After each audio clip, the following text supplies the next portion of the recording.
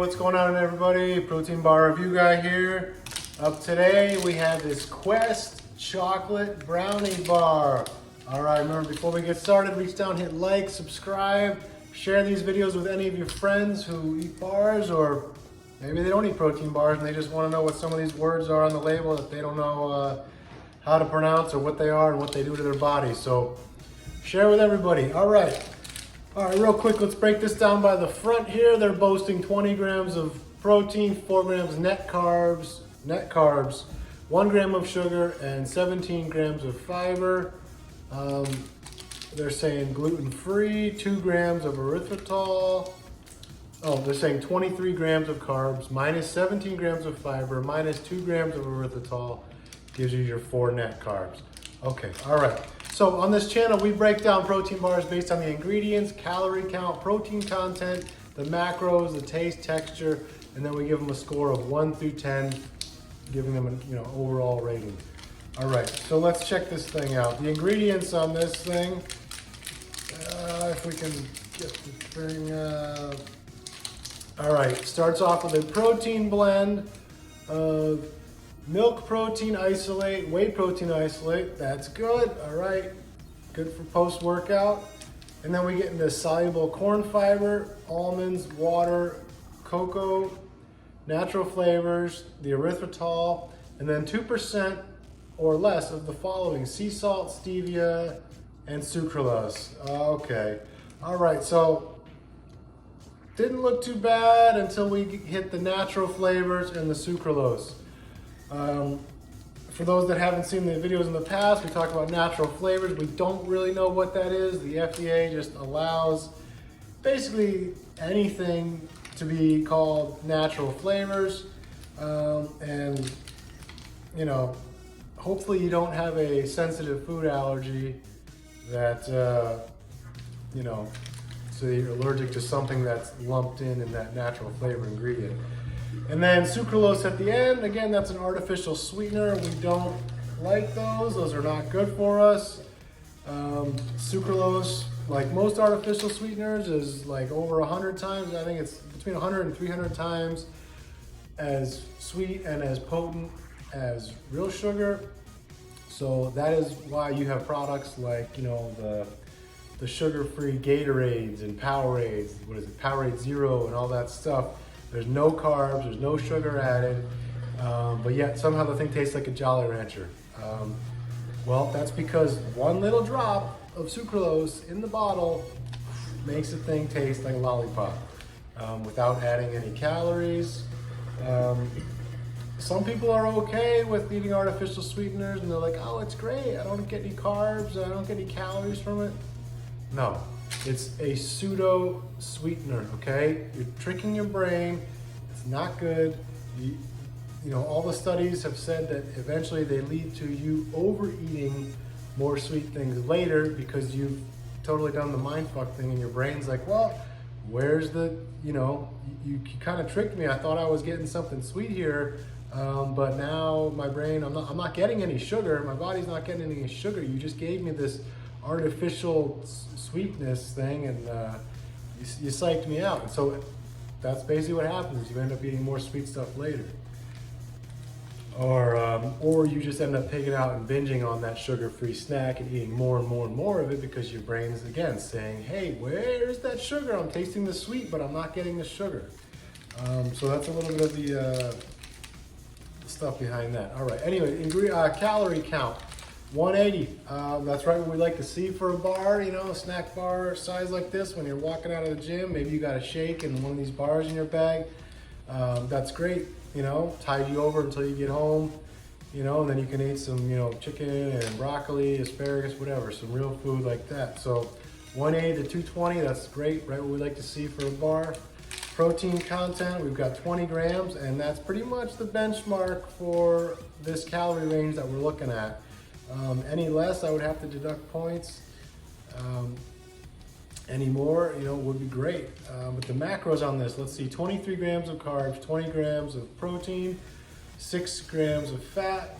Okay, so in this 180 calorie bar, you've got 80 of the calories are from protein, right? 20 grams of protein, 4 calories a gram, that's 80 calories. So you're almost at half. This is about 45% protein. That's not bad for a bar.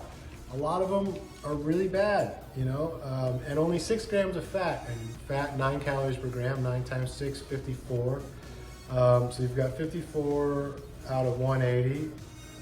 So it's about a little over a third. So it's about 35, 38% fat. And then carbs, you've got 23 times 4, that's 80, 90, 92 calories. Wait a minute.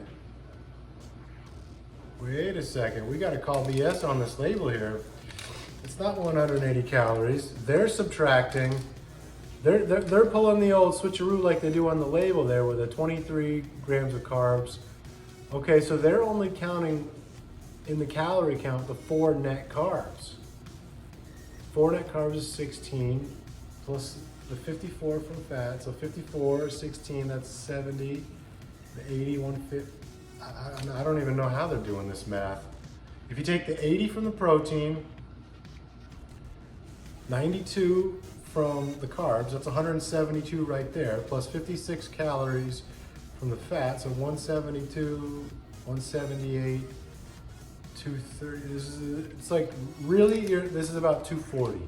All right, so I gotta take off points there just for being shady and not honest on the label there. I don't know how I mean, that's simple math. 9 calories a gram for fat, 4 calories per gram of carb, 4 calories per gram of protein, all right? It's not debatable. These are facts. That's what it is.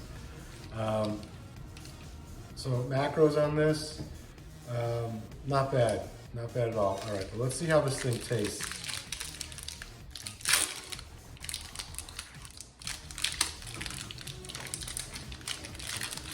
All right, look at this thing. As square as you can possibly rectangularly get. The hard edges on this thing. I feel like I might break a tooth here. Let's see.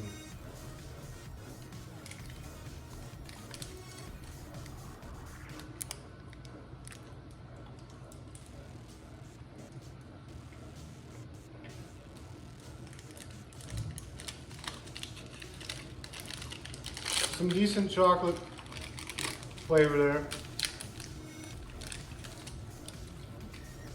Texture is pretty much mono consistency there.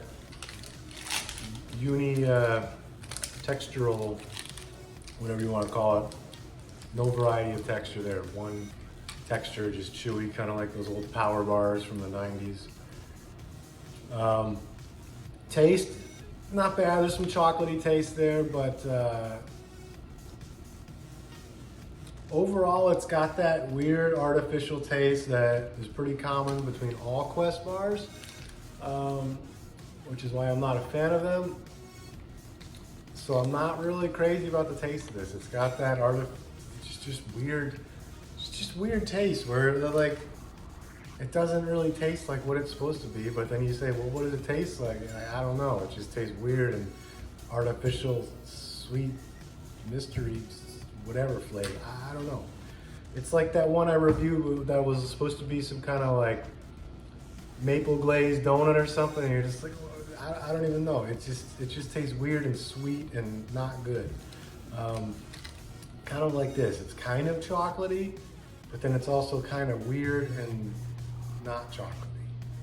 So if that makes any sense. All right, let's run down a review here. Ingredients, not bad. We didn't like the natural flavors, the sucralose. So ingredients, I'll give it an 8 because it was kind of a short list, so not bad. Calorie count, we'll give it a 9, right on point. A little on the lower side of the window, but we'll give it a 9.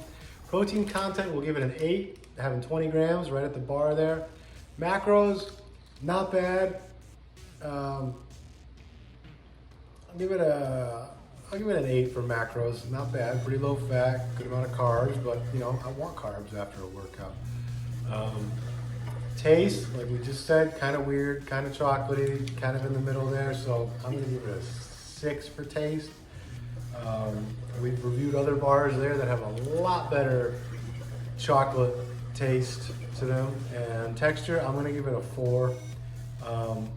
because there's nothing really going on. There's no variety, there's no crunch. You pretty much got this chewy, one consistency. I had this in the fridge, so it's a little more firm. Otherwise, it might just be soft and even more unsatisfying. So 4 for texture there.